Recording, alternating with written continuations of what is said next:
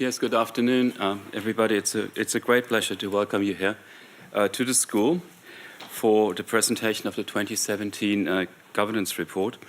When you put together a report, it's always a bit like a journey, and a journey with surprises, with disappointments, with successes, and most of it we experienced were changes, radical changes in the political landscape. So if you have a 2017 report, you actually start in 2015 to think about what is the state of democracy and what is going to be the likely outcome. In 2015, The Economist wrote that one of the things we can be sure of looking at 2015 is that the populations or the electorates of so many countries will be disappointed in the performance of their politicians. And little did we know what was lying in store for us. So Brexit came as a great surprise. And of course, the US elections were yet another surprise that caught many of us off guard. Of us, when I say of us, it's of course the people who wrote, contributed to the governance report. And then, of course, we had the elections this year, and we're all wondering what will we say this morning to you had the elections last night in France taking a different outcome. So working on democracy is like working on a living system, and indeed that's one of the main messages that we would like to share with you, that the work of caring for democracy, the work of preparing a future for democracy is actually never done. And when we worked on the report, we tried to get a better sense of what that actually means. So the program for this lunchtime meeting is as follows. I'll give you a quick 10-minute at most introduction or overview to the governance report, and that is followed by 3 brief keynote addresses, and then a debate that will, I think, involve you very, very early on. So allow me just to go through this report. Now, you may want to look this way, because that's where you will see the PowerPoint slides coming up, and I think you should all be able to see it. For those of you further in the back, there are 2 screens on the left and the right as well. And you can see that the governance report is an effort that has now been at the school for a number of years. It's an interdisciplinary take of a particular policy issue or problem. We started in 2013, and as you can see, we're now in 2017 looking at democracy, and for next year we will look at governance performance using a fairly elaborate indicator system. Now, we came to democracy because we felt that democracy is challenged, and some of the challenges you see there, I don't need to mention populism, but also a certain distrust and a disengagement on behalf of segments of the population that then, of course, become a challenge to democracy itself. And what we wanted to do in the governance report is to look at the many options that are, in fact, available to countries if they want to improve particular or more general aspects of their democratic system. And we equate that search for innovations in the democratic system with an outcome, and that outcome is resilience, right?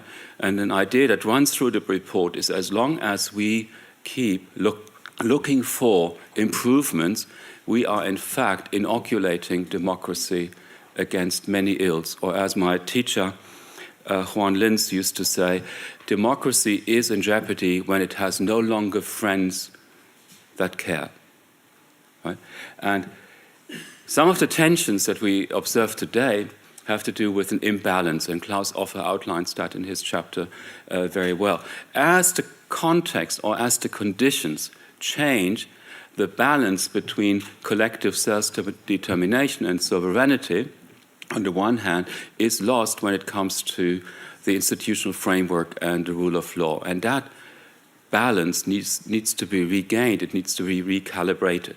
And that's where innovations come in. So what we did in the report is go out and look for innovations in a systematic way, but also along particular issues that democracies face, and in particular regions, such as Central and Eastern Europe as well. So these innovations are of a particular kind or particular type. So some of the innovations come from government or from those in power, right? So we call them direct democratic innovations. And on the right-hand side of the slide, you see examples. And some of them come from bottom up.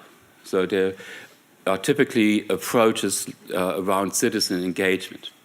And then there are electoral reforms, where we say, oh, there's something not quite right in the way the electoral system happens in our country, and it disenfranchises or disadvantages certain groups, and we need to fix that. And then there are institutional provisions saying that in addition to having an electoral system, we need to add other elements to it, right? And then we associate certain benefits with these innovations, benefits that those who propose the innovation anticipate with it and say, if we do that, this is going to be the positive outcome. Now, later on, you'll also see that there are disadvantages associated with some of these innovations. So innovations are not necessarily good or bad in their outcome, right? They tend to have repercussions, they tend to have implications that may or may not establish this recalibrated balance that we seek, and they may lead to further responses. So we want to have more opportunities for individual engagement. We want to have a greater identification with democracy, more accountability, and more fairness, right? And again, you see various measures on the right-hand side. We want to strengthen consensus in society around an issue that seems very, very divisive. Referenda are one example, right? We want to minimize the role of special interests. Hence, we introduce citizens' assemblies to get a better sounding of what is actually on people's mind. We want to have easier access to voting, and we want to create a sense of ownership. Right? And these are the potential benefits that we associate with these democratic innovations. Drawbacks? Well, we have lived through some of them, have we not? So one is that, first of all, they may not be transferable. So participatory budgeting comes out of Latin America. Many of you know that. It has a hard time finding a right applicability in Europe, for example.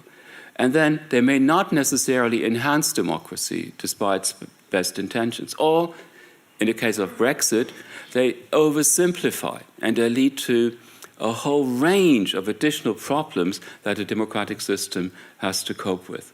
Right? And they may, in fact, reproduce inequalities and biases rather than do the opposite. Right? They can backfire, they can be too complex organizationally, and they can indeed restrict voters' choice, as the quota system obviously does.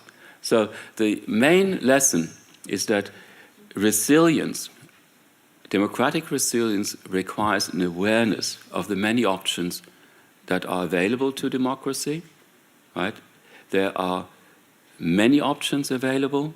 We don't have a shortage of options, but what makes it challenging is that we need to understand the pluses and minuses associated with each of these options, and that they are very specific to a context.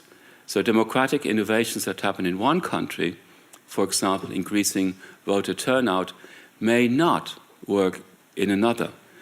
Where referenda might work in Switzerland, taking a referenda system to other countries might create more problems than it solves.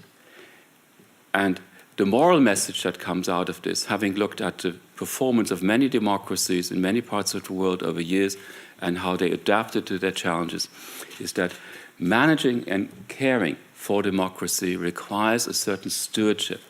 It requires also a willingness to experiment and a willingness to adapt.